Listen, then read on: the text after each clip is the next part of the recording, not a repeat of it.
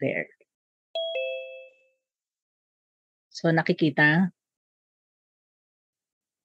Yes, Doc. Okay. So, we are supposed to discuss the physiology of labor, and this ends in chapter 21, which we will try to cover in a span of 2 hours. Medyo mahirap ulit itong topic na to because most of the components inside are memory, puro memory recall eh. So it's just a matter of understanding what is happening during labor. So these are the different items that we will go through in the chapter 21 of our book. Okay. So this used to be called parturition. In previous chapters of the book, this was called parturition. And parturition is used to define the entire progress of pregnancy, labor, delivery, and recovery. So the moment the woman gets pregnant, the moment she gets a positive pregnancy test, that's already the start of parturition. But even if she has already delivered, parturition pa rin yung pag-recover niya. So puerperium is still part of parturition actually. Kasi yung recovery ng pasyente is still part of parturition. And what happens during pregnancy, for the first few weeks up until almost term, you have the word unresponsive. So nananahimik lang yung uterus. It's trying to keep that baby inside, make the baby grow. So in preparation for delivery, so that pregnancy, that uterus is unresponsive. So tahimik siya. And pagdating na ng malapit ng mag-term, then the cervix will start to change. It will start to undergo remodeling but will not immediately dilate. Kasi preparatory pa lang ito. After that, the cervix will undergo ripening and effacement. And up to the time that the woman goes into labor, wherein there are good uterine contractions, the cervix will open up, it will thin out, the baby will come out and deliver. And then after that, the reproductive organs will go back to its pre-pregnant state for recovery. So that's the entire life story or lifeline of the uterus during the time that the woman gets pregnant until she delivers. So there are several theories to discuss bakit alam nung uterus na oras na. How come the uterus knows that it's time to go into transition, preparation, labor, and delivery? So these are the three general theories that are put forth. One is the factors present to maintain the pregnancy are removed. So there is a loss of those factors. So tinatanggal na yung inhibitory factors. And then, new factors are synthesized that will now induce parturition. And the third theory is it is the fetus who is giving the signal. So the fetus has a role of saying, I am already mature, time na, halikan na, mag-contract ka na, manganganak ka na, kasi kailangan ko nang lumabas. So there are three theories. One is the maintenance factors are lost. Second is the putting forth of new factors that will induce the parturition. And third is upon the orders of that mature fetus. So there are two compartments that we have to talk about, the mother and the baby. And in labor and delivery, the mother part is the uterus. And this uterus is composed of the muscle of the uterus, the myometrium, the endometrium, which is now called decidua. If you will remember the first quarter of our physio-OB, the moment the endometrium gets a pregnancy, it just changes its name. It becomes decidua. And the cervix of the uterus, plus the placenta. And the placenta, again, going back to physio-OB, placenta is the trophoblast. And when pregnancy occurs, you have a blastocyst, an inner cell mass, and an outer cell mass. The inner cell mass will become the baby, and the outer cell mass or the trophoblast will become the placenta. So that placenta is part of what is going to work together during labor and delivery and parturition. So let's talk first about the uterus. What is happening in the uterus? And the first component of the uterus is the muscle layer of the uterus, which is the myometrium. It is the myometrium that will be contracting. So the entire uterus has 3 layers. The first layer is the endometrium inside, which is the decidua. The muscle layer is the myometrium, and the outside layer is the serosa. So ang pinaka-importante sa uterus during labor will be the muscle, the myometrium, because it is the myometrium that will be contracting if it's already time to deliver the baby. So when it is time to deliver, the myometrium will contract with a great magnitude of contractions. So it will start with a slow, mild contraction, and then getting stronger, getting more frequent, higher magnitude of contractions. And the force is exerted in multiple directions. If you remember the anatomy of the uterus, the muscle layers are in figure of 8 interlacing. So when there is a contraction, there is a squeezing, not only from the top in the fundus, but also from the sides. So the force is exerted in multiple directions, but the goal is to push that baby out. And because it is in a figure of 8 configuration or a plexiform arrangement, there is a greater shortening and force generating capacity.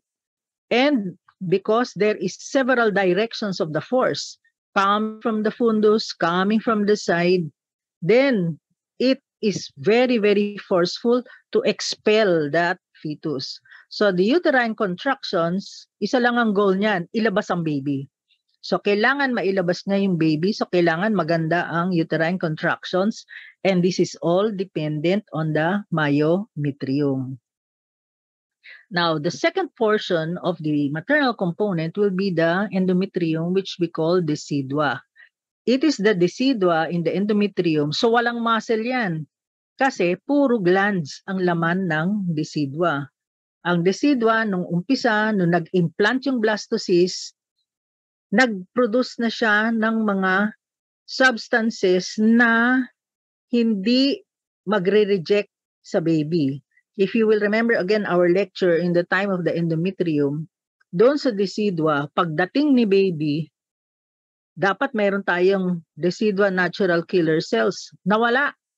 Kasi kailangan tanggapin niya si baby. Kailangan wag niyang pabayaan na ma-reject si baby. And then, by the time it is towards the end of the pregnancy, magigising si decidua, magpuproduce naman ng iba. Inflammatory signals to start the labor, withdraw immunosuppression, and initiate parturition. So the decidua rin knows when to be quiet, when to be accepting, and when to change into a force of initiation of parturition. So we discussed the uterine contractions from the myometrium. We discussed the decidua, which is producing the different factors that initially was accepting the baby. And then later on, pag manganganak na, mag-produce naman ng substances para mag-contract yung myometrium. And ultimately, sa baba, yung cervix. Yung cervix, siya yung parang pintuan ng uterus. Habang hindi ka pa manganganak, nakasara ang cervix. Hindi siya pumapayag na mag-open para lumusot ang baby. So, siya yung barrier.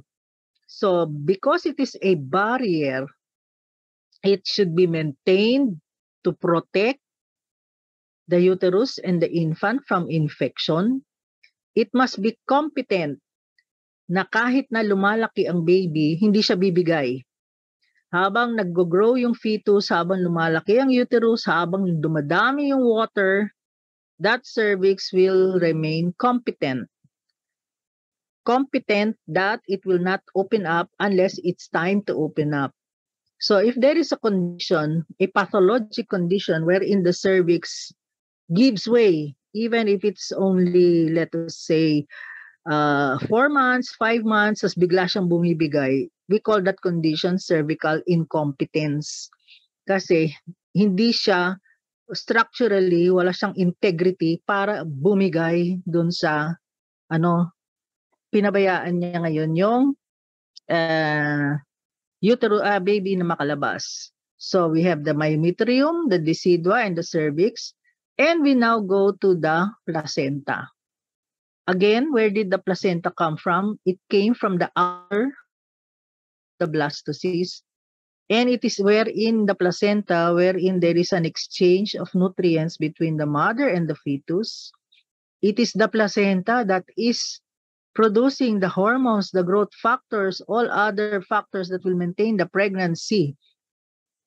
So ang laki ng role ng maintenance and substances produced by the placenta, plus of course nutrition. Pag hindi magandang placenta mo, mamamatay yung baby mo.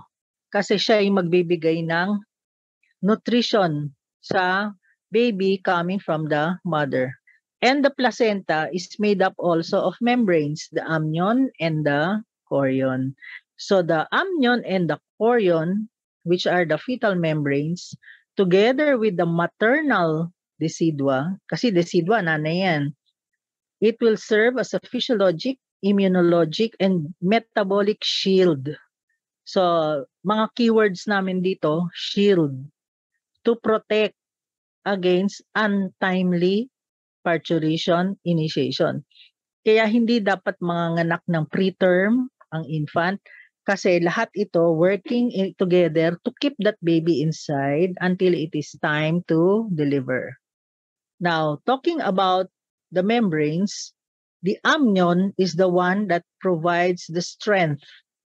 So kahit ang dami ng tubig sa loob, which we call amniotic fluid, basta ang amnion ay maganda ang strength niya, hindi siya puputok, hindi magra-rupture ang membrane, that water will stay inside the amniotic sac. And because it is strong, it is resistant to penetration para walang pumasok na infection. It serves as a filter para hindi makapasok din yung mga fetal particulates. Hindi pwedeng lumabas kasi pupunta yan sa maternal circulation, pupunta sa lung, magkakaroon ng embolism, pulmonary embolism. So kailangan hindi siya nagpapapasok, hindi rin siya nagpapalabas ng mga fetal cells. Plus, ultimately, protection. Protection from constituents that could prematurely accelerate activation or cause amniotic fluid embolism. So our keywords, what are the function of the amnion? It is strong, it is resistant to penetration, it is a filter, and it is protective. So kailangan may amnion tayo. Kaya pagka nag-rupture ang bag of water, pag nakarinig kayo, pumutok na ang panubigan, ibig sabihin lang, pumutok na yung amnion. And once that amnion has ruptured, then you lose all of this protective function of the amnion. Your patient becomes already prone to infection. Kaya ayaw natin ng premature rupture of membranes. Okay. The other membrane, aside from the amnion, is the chorion. And because it is protective also, more of its function is to produce substances that will accept the infant, immunologic acceptance, para hindi ma-reject si baby. Next, it has enzymes that will inactivate uterotonins. Uterotonins are substances that will cause contraction of the uterus. And you don't want a uterus to contract because it's still in the early stages of pregnancy. So that is the function of the chorion. It will produce enzyme that will inactivate the uterotonins so walang magko-contract, pampakontract sa uterus during the first few weeks or months of pregnancy. So in tandem, the chorion and the amnion are all serving to protect the fetus until such time that it is already due to deliver. And this is just to show you, if this is the amnion, so this is one layer of the membrane, and then another layer of the membrane, which is the chorion, and another layer, this is the decidua. So ganun ang anatomical positioning nila. Yung uterus, ito yung endometrium ng uterus, may decidua siya, nakadikit yung chorion, nakadikit yung amnion. At yung amnion ay amniotic sac which contains amniotic fluid, which was produced by the amniotic epithelium. And this is part of the cytotrophoblast, and this is the physical structure of the placenta. And we have prostaglandin. Prostaglandin can go both to the amnion, the chorion, and the decidua. But it knows when it will act on the membrane such that it only is synthesized late in pregnancy. So towards the late pregnancy, saka siya magtataas ang level niya kasi that's the time na kailangan na niyang mag-contract. Okay. So what about other hormone role? So this is progesterone is increased in the maintenance of pregnancy. So parang if you will remember, if for example the first trimester, the woman is complaining of possible threatened abortion, binibigyan natin ng progesterone. So ito yung concept na bibigyan mo ng progesterone para may maintenance of pregnancy. But if it's almost time for delivery, bumababa ang level ng progesterone. So there is a decline in the ratio so that parturition will start. Because progesterone is inhibitory to parturition. Kaya nga meron tayong mga suppository, meron tayong tablet na progesterone para kung nasa threatened abortion yung pasyente, bibigyan mo progesterone para manahimik. Kasi yun ang function ng progesterone. It will inhibit labor, it will maintain pregnancy, it will stop the labor. But pag malapit na, magkakaroon ngayon ng fall in progesterone. Progesterone withdrawal will happen para mag-umpisa na ang parturition. At pag natanggal na ang progesterone, magigising na yung cervix and ripening will occur. The cervix will become distensible, lalambot siya, magiging stretchable siya. Plus, the uterus is now more sensitive to uterotonins or substances that will cause uterine contraction. So makikita nyo yung pagbabago, changes that will occur pag malapit ng mag-labor. Yung cervix lumalambot, yung cervix bumubuka ng konti, pwede mo na siyang i-stretch, tapos the uterus becomes sensitive. Before, first few weeks, anong naisip natin sa uterus? It is insensitive to uterotonins. Pero pag malapit na, ayan na, it's more sensitive now to uterotonin. Okay. And the prostaglandins, which are responsible for myometrial contractility and inflammation, ito na ngayon ang mag-uumpisang mag-initiate niyang parturition. Such that if you happen to give your patient NSAIDs or non-steroidal anti-inflammatory agent, pwede siyang maging tocolytic. The word tocolytic means to stop uterine contraction and make it quiet. So if you happen to give your patient the non-steroidal anti-inflammatory drug, it can act as a tocolytic because it will counteract the action of prostaglandin, which is causing the uterus to contract. So these are the 4 phases of parturition: prelude, preparation, process, and recovery. And the 3 stages of labor are only in the 3rd phase of parturition. So parturition is not the 3 stages of labor. Phases of parturition, 4. Tapos, stages of labor, nandun sa 3rd phase of parturition. So, ito na ngayon yung graph na nasa libro. This is where the moment pregnancy occurs is conception. The moment there is fertilization of the ovum and there is a zygote, parturition starts. And the 1st, 2nd, 3rd, and 4th, you just remember Q, A, S, and I. So, quiescence, activation, stimulation, and involution. So, the phase 1 of Q, quiescence, is prelude. So, kanina, if you remember, prelude, preparation, process, and then parturient recovery, no? So, nabuntis siya. Dahil nabuntis siya, kailangan quiet. Everything is quiet because it is still in the prelude. So, you have here unresponsiveness of the myometrium. The cervix is soft but it is not ripe.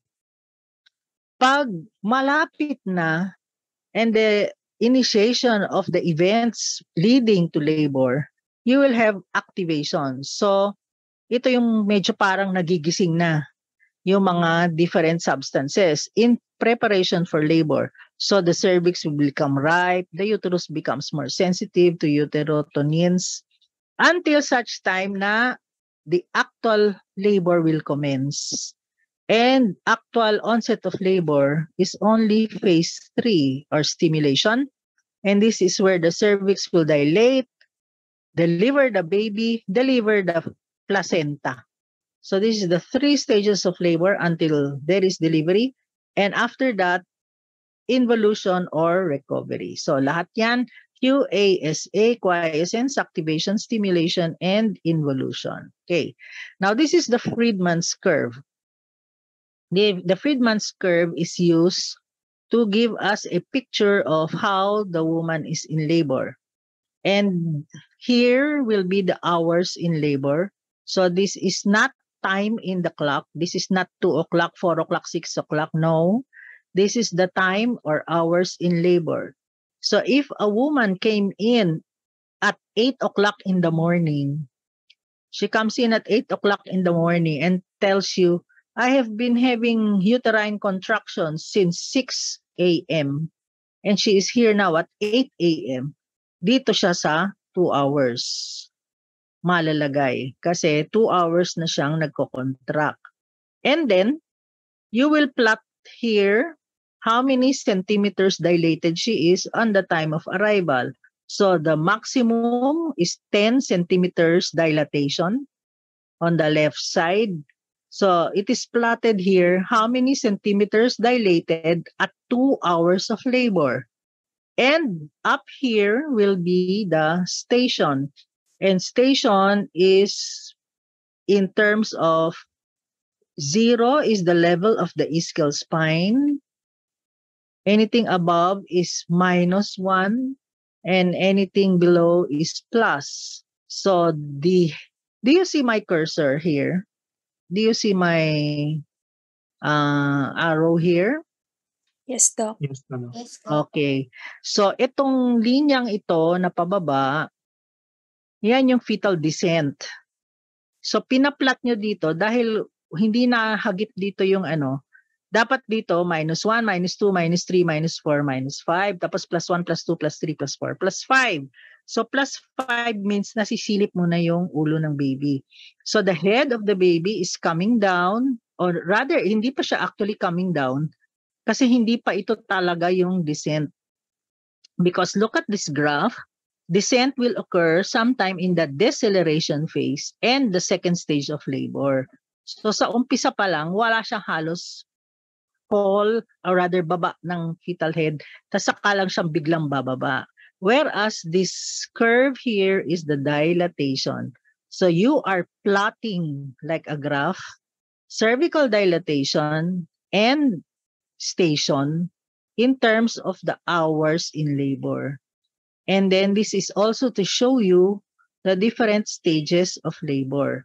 So the first stage of labor will start here from the onset of true labor until full cervical dilatation. So the entire thing here is first stage.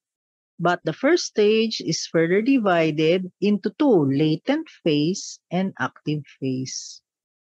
And active phase is denoted by reaching 6 centimeters dilatation. So this is the phase of the first stage of labor. And then the active phase is further subdivided into acceleration, maximum slope, and deceleration. So itong buong active phase na to ay encompasses 3 phases: acceleration, maximum slope of dilatation, and deceleration. Once na mag-fully dilated yan, tapos na ang first stage. Pasok na siya sa second stage. Once mag 10 centimeters yan, second stage, dito na iiri yung pasyente. So a reminder, the woman should not be bearing down during the first stage of labor. Most of the bearing down is already in the deceleration going to the second stage of labor. So this is Friedman's curve. Alam niyo bang buhay pa si Friedman? He's still alive. So, kaya pinag-aaralan pa natin to. Buhay na buhay pa si Friedman. Okay. And then, this picture now is just to show you what are the different active substances during the different phases of parturition. Ano nga ang phases of parturition? Quiescence, Q, activation, stimulation, and involution. So, kung Q, quiescence, quiet. So, sino magpapaquiet dito? Unang-una, progesterone. Progesterone is the one that is most active in the first stage of labor kasi kailangan quiet. Tapos, itong enzyme na to, prostaglandin dehydrogenase, is an enzyme that will degrade prostaglandin. So, hindi mag-aak ang uterotonin kasi quiet. Kailangan quiet, lahat quiet. Prostacyclin is a vasodilator. Nitric oxide is a dilator. So, walang constriction dito. Quiet din siya. Human chorionic gonadotropin is the pregnancy hormone. It will keep also everything quiet. So, quiet dito. Pagkatapos, look at the red line here. It says uterine activity. So, kita nyo, the uterine activity is low.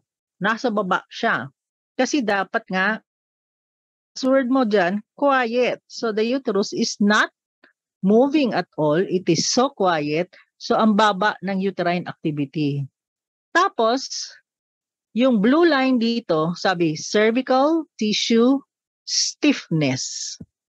So, dito, napakataas ng cervical tissue stiffness. Kasi, it is protecting the pregnancy. It acts as a barrier. So, it is stiff. Ngayon, pasok ka ngayon sa phase 2. Ano yung phase 2? Letter A, activation. Mag-uumpisa ng magising ang cervix and uterus. So, paano siya magigising? Mawawala na si progesterone. So, nag-withdraw. Matras na si progesterone. Tapos na ang trabaho ko, atras na ako. Pagkatapos, mag-uumpisa ng mag-stretch ang uterine muscles. The fetus is starting to send signals already na mag-umpisa na kayo. Tapos magpo-produce na siya ng gap junction receptors kasi dito mag-action yung oxytocin. So everything is like a waking up. And look at the uterine activity. From a very low uterine activity, it starts to go up. Kasi na-activate na siya eh. So nag-uumpisa na siyang tumaas. Yung cervix na napakatigas, iba naman ang nangyayari sa cervix na dating napakatigas, nawawala yung stiffness niya. lumalambot-lambot na siya. So you see the unfolding of the events here. The uterus that was previously quiet starts to go into increased uterine activity. The cervix that used to be very stiff now becomes very, very soft. So ang event na nangyayari dito is cervical softening. Okay. Ngayon, papunta na tayo sa exciting part. Phase 3, ito na yung nagle-labor na siya. Ito yung 3 stages of labor. So dito na ngayon, ang major na mag-a-act is oxytocin. So oxytocin is the major substance that we cause uterine contraction plus the prostaglandin. So this is where the entire labor, yung paghihirap ng nanay dito nagaganap sa phase 3 hanggang sa manganak na siya. And because the stages of labor ends with the delivery of the placenta at third stage of labor. Paglabas na ng placenta, pasok na tayo sa recovery or involution. Oxytocin pa rin, pero the uterus will now slowly go back to its original state. So look at the cervix that used to be very, very stiff. Dito sa panganganak na niya, ay pinakamalambot niya kasi kailangan mag-open yung cervix. Tapos, pagpasok na ng recovery, mag-uumpisa na naman siyang mag-regain ng kanyang rigidity. And the uterus, which started to contract, will reach its maximum level of uterine contraction at the time na manganganak siya. Pero hindi dapat huminto ang uterine contractions dito sa phase 4 kasi ito ang magpapabalik sa uterus. You will learn this in puerperium. Siya ang magpapabalik sa uterus sa dati niyang pre-pregnant state. So I hope you understand what this graph is all about. So a few details about the different phases. First is quiescence and softening. So ayun ang mga buzzword natin sa phase 1, katahimikan ng myometrium. Katahimikan, tranquility of the smooth muscle. The cervix maintains its integrity and the uterus is not responsive. So, deadma lang siya. Hindi siya magko-contract, quiet lang siya. And then, it is not contracting. It is not responding. Kahit na ganyanin mo yung uterus, hindi siya magpo-contract because it has to maintain its integrity but it is stretching to accommodate the growing fetus. And the irregular on and off irregular contractions that are not really painful, we call the Braxton Hicks contraction.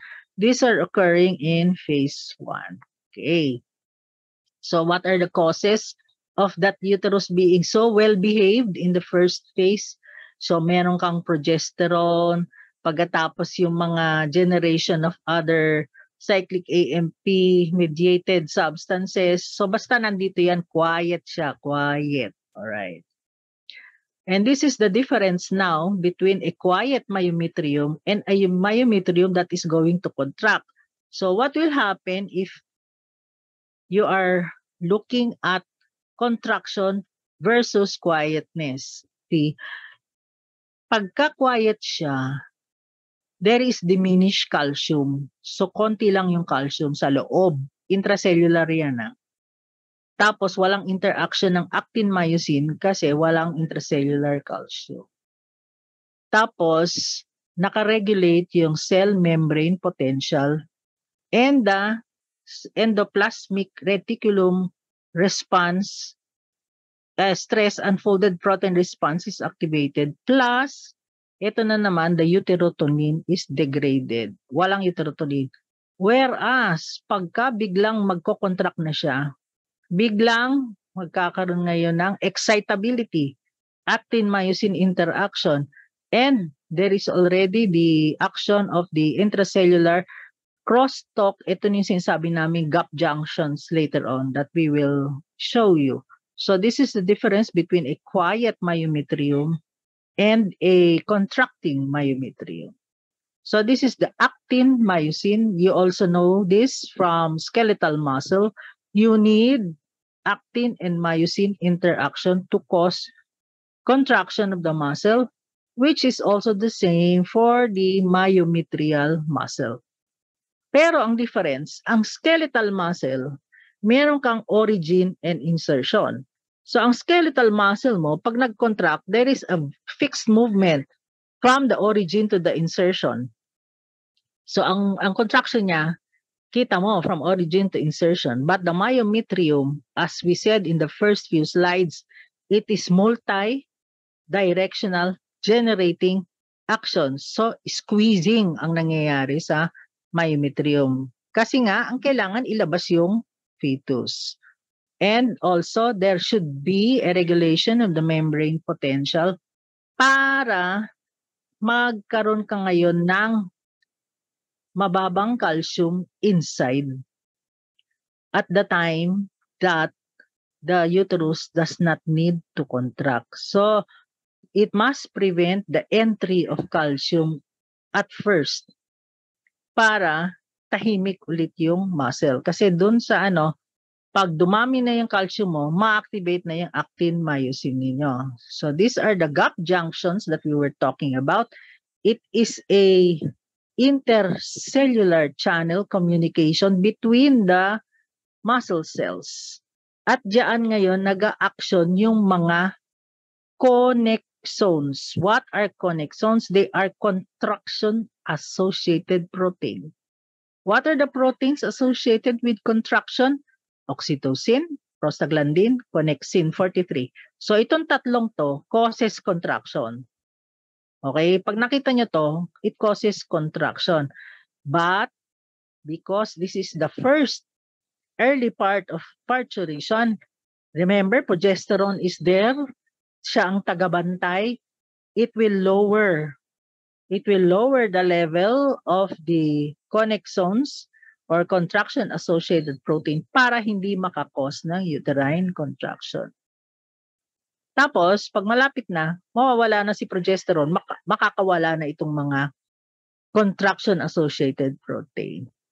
So again, action din nito, the G-protein coupled receptors, ayun na naman yung calcium and membrane potential para hindi mag-umpisa ang actin myosin action. All right. So these are the different substances. And again, let us emphasize the enzymes are there to inactivate the uterotonins. You have enzymes that will cause the uterotonins to not function. So these are the different enzymes. Kasi nga, again, what is the ultimate goal? Quiescence. No uterine contraction. Wait lang. Alright, let's talk of decidua. Ano nga ulit ang decidua? Endometrium. So siya yung endometrium ng uterus. And the decidua that used to produce prostaglandin. Kaya kayo may dysmenorrhea pag nagre-regla kayo. Kasi merong prostaglandin ginagawa yung decidua. But in the case of pregnancy, prostaglandin is suppressed. So, walang magkukos ng uterine contraction. Okay. The decidua has natural killer cells. They will now act with the decidual cells to cause immune tolerance to protect the fetus. So the decidua transforms into a welcoming decidua. Welcome to the fetus. Pasok ka, implant ka dito, placenta, kasi alagaan namin tong fetus na to. Paano niya alagaan? Suppression of prostaglandin, immune tolerance because of the natural killer cells, and these are the immune cells that will support blood vessel and tissue remodeling with immune surveillance and defense and trophoblast invasion. So, di ba pag nag-implant ang blastocyst, magi-invade ang trophoblast. ang gagawin ng decidua, pababayaan niya mag-invade ang trophoblast. So, hahayaan niyang pasukin siya ng trophoblast. But only up to a certain point. Hindi naman pwede niyang pabayaan yung trophoblast na pumasok ng pumasok because that's how you will get placenta accreta because the trophoblast will continue invading in deeper and deeper. So there at a certain point, dapat pahintuin niya yung pasok. So umpisa lang yan. Okay. Umpisa lang sila welcoming. So this is now from the word immune tolerance and activation at the maternal fetal interface. Bakit si mother ay very welcoming? So, this is the fetus, this is the placenta. The placenta is implanted into the decidua. The placenta should not implant in the myometrium, because once the placenta implants into the muscle cells, that becomes placenta accreta. So, the placenta should only be up to the level of the decidua. And the placenta is made up of trophoblasts. And these are the trophoblasts. Look here down. These are the trophoblasts, which makes up a chorionic villi or a placental villi. Singular is placental villus. Plural is placental villi. So, ito ang placenta, which is made up of the in situ trophoblasts and cytotrophoblasts. And please look, this is the placenta. Hindi siya umaabot sa myometrium. Okay? So, habang pumapasok yung placenta, ito na ngayon yung spiral arteries ni mother. Si mother ang may spiral artery. Spiral artery. Pumapasok ngayon yung placenta. Humuhugot siya ng blood galing kay mommy. Si blood ng mommy sa spiral artery ay galing sa myometrium. At dahil ito ay myometrium, therefore this entire area is endometrium, also known as decidua. And the decidua is now producing all of these substances, see, that are allowing the trophoblasts to enter. So most of the welcoming committee is here in the decidua. Pag-enter ng chorionic villi, allowing the placenta to implant, allowing the placenta to get blood from the mother, because this will now bring the blood to the fetus by through the umbilical cord. So ito, pumasok yung placenta, kumuha ng sustansya, galing sa nanay, dadalhin sa baby, gagamitin ni baby, isosoli ulit, lilinisin ni mother. Okay. So what happens to the cervix? In the first phase, it is only soft because it must maintain at least a certain portion of being firm and unyielding para hindi naman lumabas yung baby. And a softening of the lower uterine segment is called Higgar's sign, which is palpable softening of the lower segment. Hindi yung softening of the cervix. Higgar's is the lower uterine segment. What is the lower uterine segment? It is the demarcation between the uterus and the cervix. And why is the cervix soft? Because so much vascularity, hypertrophy, and changes in the extracellular matrix. So, if you are doing an internal examination and you feel the cervix, a non-pregnant cervix is firm like your nose, whereas a pregnant cervix is soft like your lips. So, you can see the difference. Firm like your nose is not pregnant. Soft as your lips is pregnant. This is Higgar's sign. Higgar's is ito yung malambot.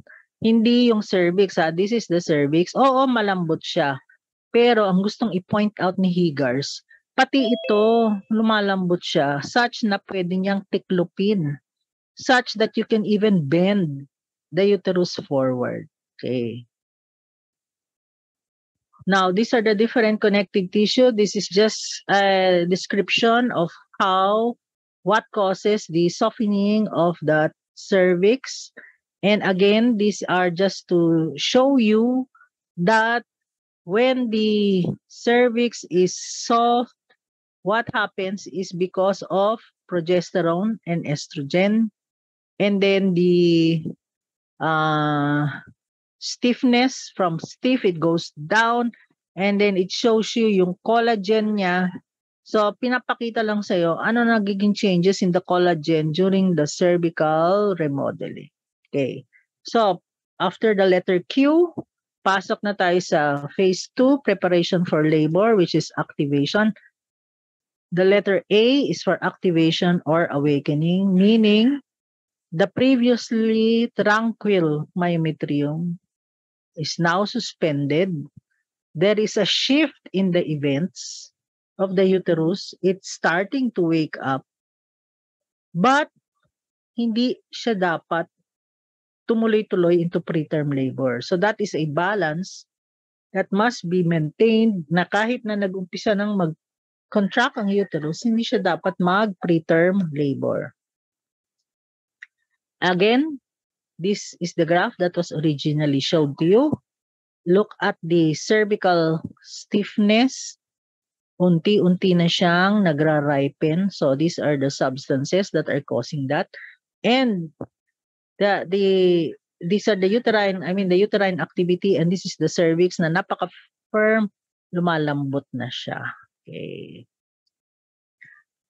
And ang pinaka-importanting nangyari dyan ay lumayas si progesterone. Pag umalis na si progesterone, nawala na yung blocking effect niya. Nawala na yung suppressive effect niya. Mag-uumpisa na ang contractions ng konti-konti. So this is the reason why we have in our market progesterone injection or vaginal suppository na progesterone or progesterone tablet, which we give to the pregnant woman if we don't want her to go into labor. Because initially, progesterone kasi pampapigil. Pero pag umpisa na ng initiation, aalis na si progesterone, magkakaroon ngayon ng sensitivity to the uterotonics. Okay. And then, the myometrium increases its sensitivity.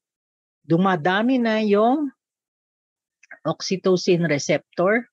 Remember, the contraction-associated protein na pinipigilan ng progesterone, lalabas na siya, rise in number, kasi umalis na si progesterone. Nung umalis na si progesterone, naka-escape na sila, yung mga magko-contract. So, connexin 43, what are the contraction-associated protein? Oxytocin, prostaglandin, and connexin 43. And then there is a formation now of the lower uterine segment. And because there is the formation of the lower uterine segment, bababa yung head, which we call lightening. It will descend into the lower pelvis. And it is called lightening because previously the baby was high up in the abdomen and it was pressing on the diaphragm and the xiphoid process of the mother. So parang hirap siyang huminga kasi nakasiksik dito. Yung complaint sa inyo. Tapos pagka she feels better. That's why it's called lightening. Gumaan ang pakiramdam niya kasi bumaba yung baby to the lower segment and she feels better. That's why sometimes they say it's baby drop. Also, if you are yung mga lay persons, sometimes you will hear them, ay malapit ka ng mga anak kasi ang baba na ng tiyan mo. If you will hear those marites na kapitbahay who will tell the patient, manganak ka na kasi bumaba na yung baby mo. Which is has a little bit truth in it because the baby actually dropped. Dahil ito na yung phase 2 papasok na siya sa labor. Okay. See, this is how this abdomen looks like. Earlier, nakasiksik siya dito sa ilalim sa mityan ng mother. So, hirap siya huminga, nahirapan siya. And then, when the baby goes down to occupy the lower uterine segment because of lightening, so it goes down here, nawala yung pressure dito, mas feeling niya, mas gumaan siya, kaya lightening. But then, on the other hand, ang complaint naman niya dito ngayon, nakasiksik naman sa singit niya. Kasi bumaba na So this time, mas masakit na ngayon sa likod because now the mother is going into more exaggerated lordosis kasi ang baba na nung baby, mas lumiliyad siya para ma-compensate niya yung forward drop nung infant. Okay. So what are the different changes also in the myometrium? Magkakaroon na ngayon ng oxytocin receptor. Originally, in the first few weeks or months, walang oxytocin receptor. So even if the mother is 2 months, 3 months pregnant, bigyan mo na oxytocin, hindi magko-contract ang uterus niya. Because konting-konti lang yung oxytocin receptors. But once papapunta na siya na malapit na mag-labor, ayan na, dumadami na yung receptors niya, in preparation to receive oxytocin which will come out during labor. Okay. And then the cervix, hindi siya soft now, ripening na ang nangyayari. Ang ripening niya, iba ang consistency ng a ripe cervix because it now becomes very, very soft. It becomes distensible. And then sometimes, the position of the cervix sort of parang haharap papunta do sa vaginal opening. Because in the first few of pregnancy, nakaganyan lang siya kasi protective eh. But pagka papasok na siya, medyo parang mag-move na siya to become more anterior. And then because it's softer and it starts to dilate, these are the changes in the cervix that will cause the changes. The collagen structure is different now with greater production of the glycosaminoglycans and inflammatory changes which will be preparation for repair later on. So this is just a picture to show you. Nung matigas pa yung cervix, ito yung collagen niya. For those of you who were old enough to play pickup sticks, if you're familiar with pickup sticks, paano nilalaro ang pickup sticks? Yung mga sticks, sama-sama, iba-bunch mo siya. Pag sama-sama siya, yung tigas-tigas, pwede kang makasakit nun eh. Kasi sama-sama siya, matigas siya. So this is how the collagen looks like before ripening. But during cervical ripening, bigla siyang parang kumbaga sa pickup sticks, binitiwan mo, sumabog yung pickup sticks. Ganyan, hiwa-hiwalay na siya. Nung naghiwa-hiwalay na siya, eto na siya, hindi katulad nito na compact. Eto, hiwa-hiwalay na. Kaya, ang lambot-lambot na nung cervix, pwedeng-pwede na siyang i-dilate ng oxytocin later on. So, if there is a need to cause artificial ripening of the cervix, halimbawa, gusto mo siyang paanakin kasi 41 weeks na, tapos ang tigas-tigas pa ng cervix niya. Sabihin lang, kunat naman ng cervix na to. They can give prostaglandin to cause a ripening of the cervix. Okay. And then, there will be now start of the uterine stretching. So you will have little contractions on and off, uterine contractions. And of course, the fetus will get into the action. Mangingialam na si fetus, mag-uumpisa na yung hypothalamic pituitary adrenal placental axis ni fetus. Magpo-produce din siya ng kanyang, may contribution din naman siya na which will also again initiate or instigate parturition. So the fetus will give also its signals to the placenta plus to the maternal circulation so that the myometrium will start to contract. So these are the endocrine cascades of the fetus. Ito yung mga pinoproduce ng fetus. And then this is one item which has been found worthy for us to mention to you is in some instances wherein the fetus is described as stressed. What do you mean by a stressed fetus? Fetuses whose mothers are diabetic, hypertensive, basta may problema sa pregnancy na nahihirapan yung fetus. pagka nahihirapan yung fetus, dahil sa hirap niya, nagpo-produce siya ng higher levels of steroids compared to a non-stressed fetus.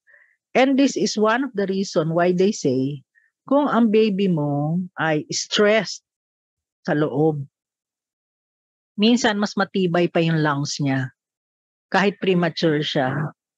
Kasi yung pinoproduce niyang hormones sa loob, nakakatulong para maging mas mature yung lungs niya kesa sa fetus na hindi stress. Okay.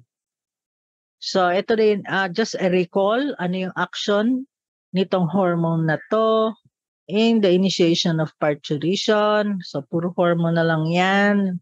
So we'll go faster. See, these are all just purely recall. Enumeration of the hormones and what are their actions in the initiation of parturition. Okay. Now, a few words about this. If the fetus has some sort of anomaly, this anomaly can cause delayed parturition because it does not follow the usual pag-produce ng mga substances na kailangan. Halimbawa, if the woman has a placental sulfatase deficiency, so wala siya nung enzyme na to, or the fetus inside is anencephalic and the adrenal is hypoplastic, ang suma total nito, markedly diminished ang estrogen production and therefore parturition is not initiated kasi wala yung mga substances na mag-initiate resulting in prolonged gestation. So hindi umuusad yung parturition. Or else, another one, if there is renal agenesis or pulmonary hypoplasia wherein fetal urine or lung secretions into the amniotic fluid are not present, it has been found that these substances do not prolong human pregnancy. So what is most particularly causing a prolongation of pregnancy will be these women with fetal anencephaly and placental sulfatase deficiency, because there is no fetal zone in the fetus which is needed to produce the steroid hormones. Okay. So this is actually what we are all familiar with, phase 3, which is the actual time the woman will go into labor. And this again is the Friedman's curve. Now, when we talk about stages of labor, the first stage of labor is from the onset of true labor until full dilatation. Second stage is from full cervical dilatation until the delivery of the fetus. And the third is lumabas na yung baby hanggang sa lumabas yung placenta. So crucial dito is for you to differentiate what is true labor and what is false labor. Kasi hindi ka pwede magbilang ng true labor kung false labor pa lang. Sabi mo, my patient has been in labor for 5 days. That cannot be. Because there is a certain hour set for a first stage of labor. So how do you differentiate true labor from false labor? Ang true labor will be lumbosacral pains. Nasa likod ang sakit, lumbosacral. So if you will have a chance to look at pregnant women, observe them when they are in pain, where do they massage themselves? The massage is always in the lower back. That is where the true labor pains are. It is in the lower back. So it is not like the movies that you will see that they are running, holding their hypogastric area and they're screaming and shouting to the labor room. No, the pain is really in the lower back. In fact, in some Lamas classes, the husband is taught to massage the lower back. So true labor is lumbosacral pain, which will cause progressive cervical dilatation. So if it starts at 1, it will gradually open up. So you cannot be 1 centimeter for 5 days. That's not labor. So the moment you see progressive cervical dilatation, then that's the time you count that your patient has already started in labor. So I discussed this already earlier. This is the hours. So please look here. Hanggang 16 lang. Ibig sabihin, hindi dapat maging 24 hours mahigit ang babaeng nagle-labor. So you cannot have a woman in labor who is actually in labor for 2 to 3 days. Hindi pwede. Kasi dapat kung totoong labor yan, manganganak at manganganak na dapat yan within 24 hours. And then, centimeters, cervical dilatation, and station. Okay.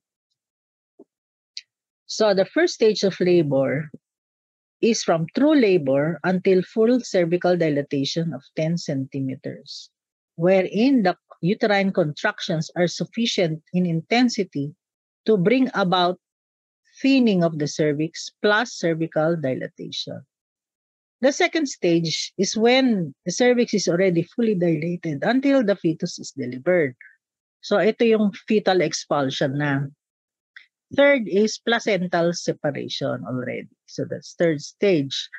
Now, when the cervix starts to open up and dilate, it will eject a bloody mucoid discharge, which we call bloody show. So it is a blood-tinged mucus plug that used to be here as a protective layer. And this will mean that it is likely nagle-labor na siya o malapit nang mag-labor. Ang mahirap lang sa bloody show, it's so difficult to differentiate this from somebody who is actually bleeding like a placenta previa or a ruptured membrane. So that's so difficult because we don't like a ruptured membrane. Tandaan nyo earlier, sabi natin, the amnion is protective. Once that amnion ruptures, it opens up the gate for all the bacteria to come in. So we don't like ruptured membrane. Sige. Now, bakit masakit ang labor? So what are the theories? Bakit ang sakit-sakit ng labor? Because every time the uterus contracts, it goes into hypoxia. And this has been compared to angina. Masakit ang dibdib kasi nag-hypoxia. And then, every time it contracts, there is compression of the nerves. The cervix is stretching and a stretching of the peritoneum overlying the fundus. So talagang masakit ang labor. Kaya most of our pain relief is directed towards giving the woman relief from pain during labor. Okay. Now, there is what we call a Ferguson reflex. What is Ferguson reflex?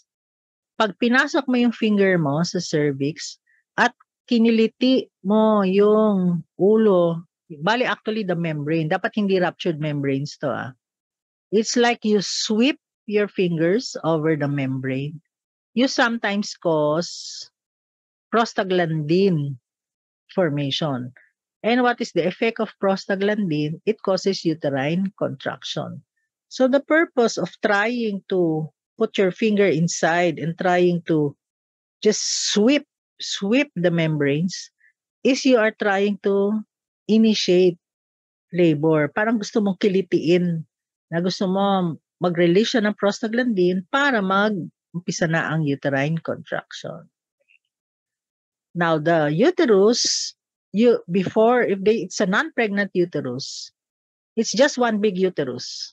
One whole uterus attached to a cervix. That's it. But the moment the woman goes into labor, that entire uterus differentiates into an upper segment, which is firm and which is the one that is contracting. The lower segment, which becomes softer, distended, and is more passive. So the upper segment is contracting to push out the uterus. The softened lower segment is giving way. But this is not the cervix pa, The softer lower segment is attached to the cervix. So, contract, doon sa baba, bibigay na siya para lumabas yung baby. Okay. So this is just to differentiate to you. This is just an entire uterus which is attached to the cervix. So wala. Wala kang upper lower. But once na nabuntis na, there is an upper segment that is contracting and a lower segment which is passive. And the demarcation between the active contracting upper segment and the lower passive is what you call a retraction ring. So siya lang yung parang nakikita mong demarcation line. So this is contracting actively. This is a passive, non-resisting portion as the baby goes down. Now, if there is a problem in labor, what we do not like to see is this is what we call a pathologic bundles ring, wherein the upper segment keeps on contracting and contracting, but the baby cannot come out for one reason or another. Pwedeng hindi bumubukas yung cervix, pwedeng yung pelvis ng nanay masikip, or yung baby mismo ang laki-laki. So, wala, may nakaharang. Push ng push dito pero hindi makalabas. Ngayon, biglang magiging very prominent itong retraction ring. And that is very dangerous because it can cause rupture of the uterus. Bibigay yan doon sa demarcation line. So, look, this is the nawala yung cervix kasi nag-fully dilated na siya. So nawala yung nakikita yung cervix na 2 centimeters, numipis, nag-dilate, wala ka ng cervix. All you are left with the uterus which is actively contracting plus a passive segment and somewhere, you don't know where, saan banda dito yung cervix kasi bumuka siya na ng todo. So this is how uterus will look like pag manganganak na yung pasyente. Now, when you will go into clinics, you will be asked to monitor the uterine contractions in terms of interval and duration. And this is best seen by this picture. If we look at the waveform, the uterus will start to contract. The peak of the contraction, pinakamasakit na contraction, and then it will relax. Hindi pwedeng walang relaxation kasi kailangan magpahinga yung uterus para makapasok yung blood sa baby. And then after a certain time, it will start to contract again, peak of contraction, and then it will relax. So that's how uterine contractions will come. And when you're talking of interval means how far apart are the contraction. You will time the beginning of one contraction to the beginning of the next contraction. So in this particular picture, 9 o'clock nag-contract, susunod na contraction 9:15, so every 15 minutes siya. So the mother will tell you, inoorasan ko po mukhang every 15 minutes. So she will say, naku, pagdating ng 9:30, sasakit na naman ang tiyan ko. Because she can already predict because she's every 15 minutes. So that is interval. Duration is how long each contraction will last. So ito yung timing mo. Pag umpisa hanggang sa matapos.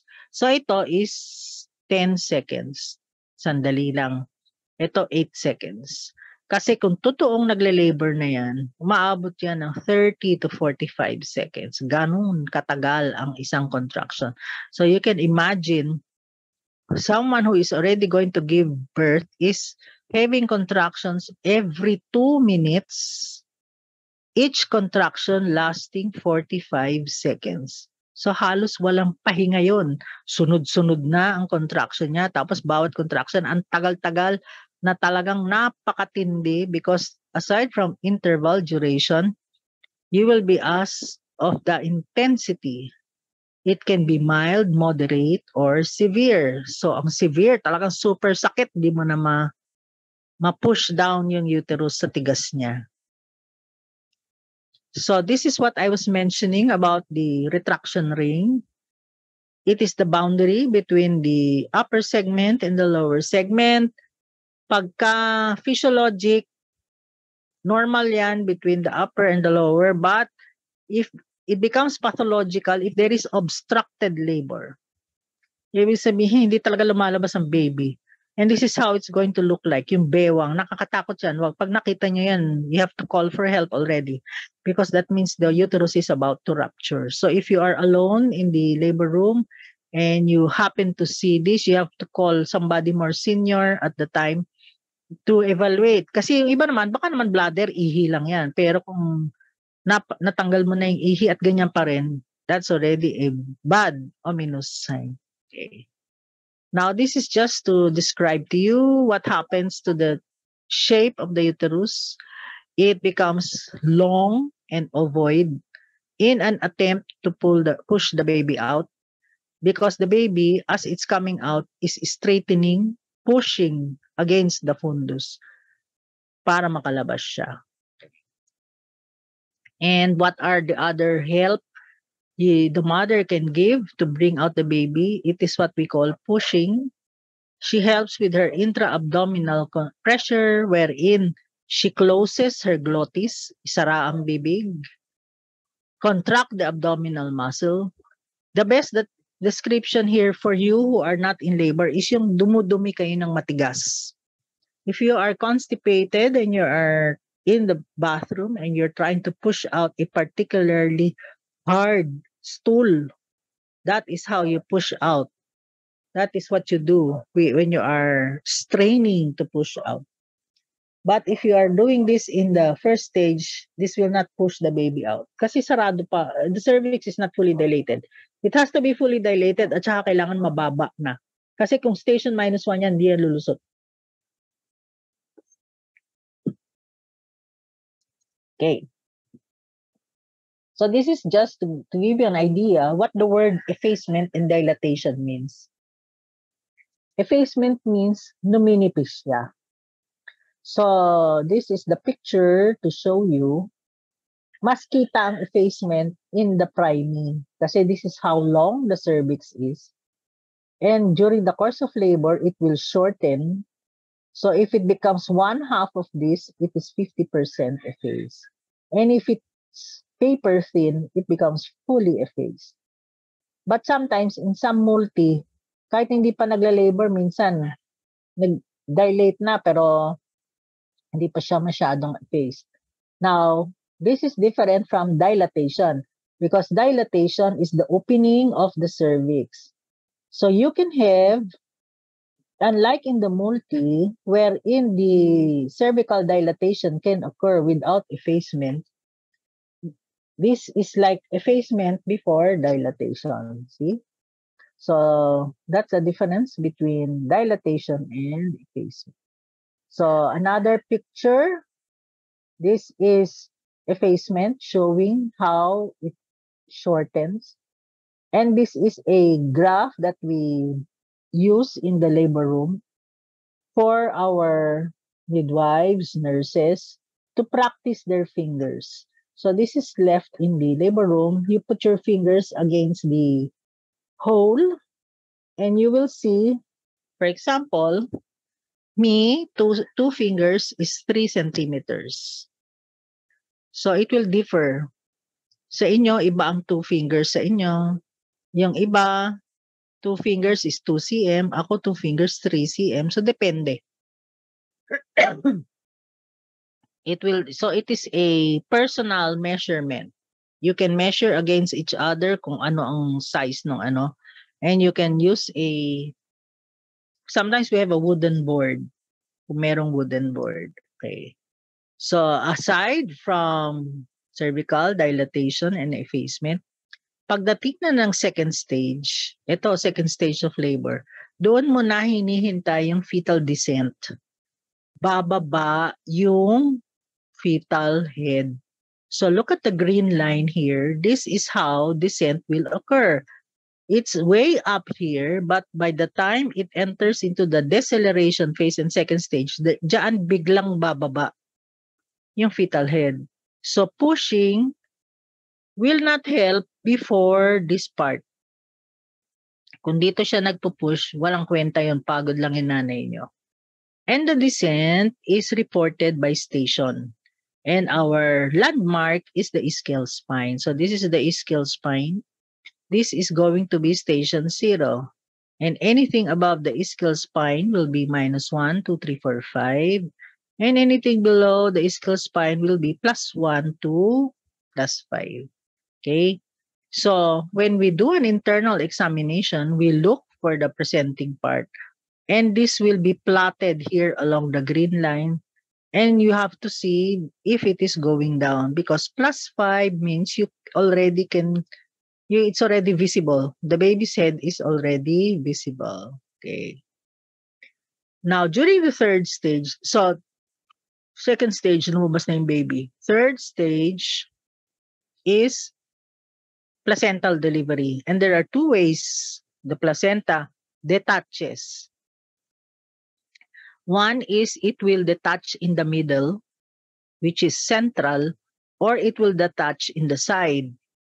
If the placenta separates in the middle, but the sides are still attached, you do not see the blood kasi naipon siya dito. And the placenta comes out with the cord first and the fetal, kasi ito yung cord, so this is the fetal surface. So you see the fetal membranes first coming out. That is a central detachment, which we call a Schultz. However, if it is a sideways detachment, meaning a peripheral detachment, blood will easily come out kasi nawala yung attachment niya sa gilid, lalabas yung blood. Tapos, ang unang-una mong makikita are the maternal side or the chorionic villi or the cotyledons here. Ang tawag doon ay Duncan.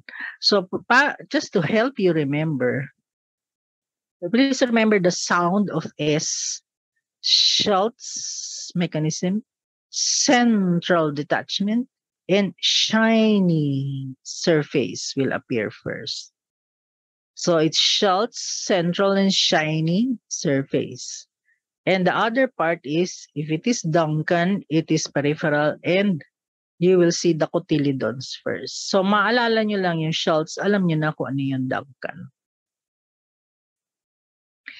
Now, this is how, once the baby is out, the uterus will suddenly become smaller kasi wala na yung baby.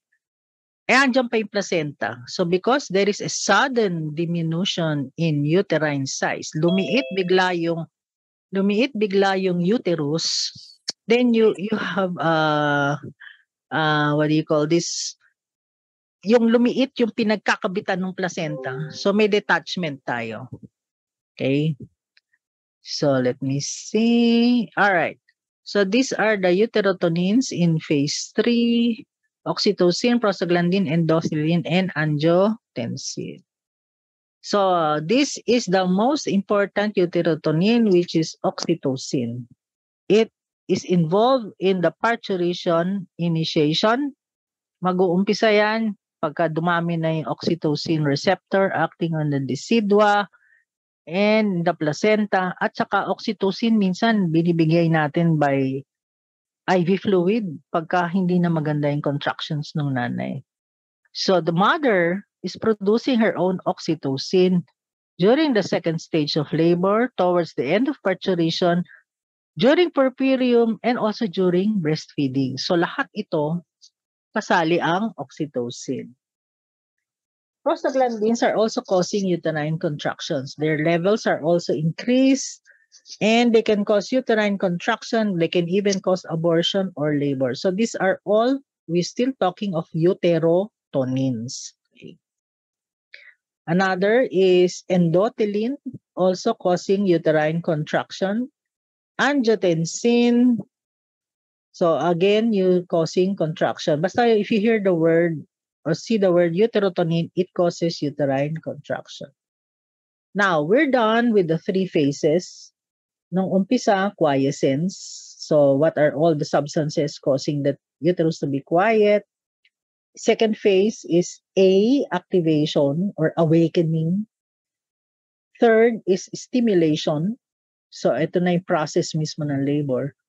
At hanggang sa nanganak siya, after that, recovery or involution, which is the puerperium. There is a separate lecture on puerperium. But in general, what does puerperium do? The uterus will contract so that it will stop bleeding. If the uterus does not contract, hemorrhage will not be prevented. And while the uterus is contracting, the repair occurs, the cervix goes back to its pre-pregnant state, and then milk is produced, plus the return of ovulation, which can be 4 to 6 weeks after birth.